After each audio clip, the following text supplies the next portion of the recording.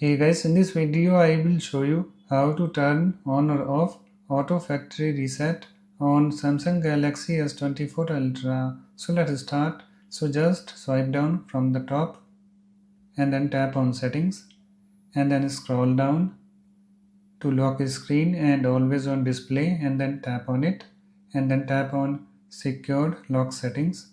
Provide your PIN pattern or password.